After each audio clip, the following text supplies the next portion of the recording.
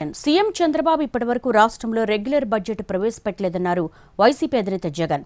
ఉమ్మడి పశ్చిమ గోదావరి జిల్లా నేతలతో సమావేశమైన ఆయన పథకాలకు నిధులు కేటాయించాల్సి వస్తుందని సర్కారు తప్పించుకుందని ఆరోపించారు.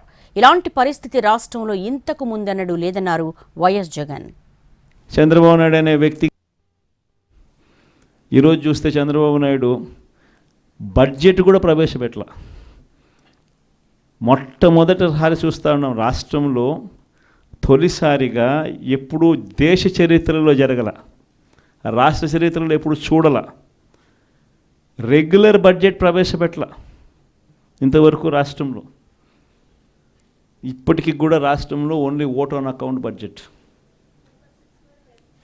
ఇప్పటికి కూడా రాష్ట్రంలో ఓట్ ఆన్ అకౌంట్ బడ్జెట్. ఎందుకనంటే ఆ బడ్జెట్ ప్రవేశపెట్టినప్పుడు ఆ పొద్దుల్లో దీనికి ఈ స్కీమ్కి ఎంత, ఈ స్కీమ్కి ఎంత, ఈ స్కీమ్కి ఎంత, ఈ స్కీమ్కి ఎంత అని చెప్పాలా.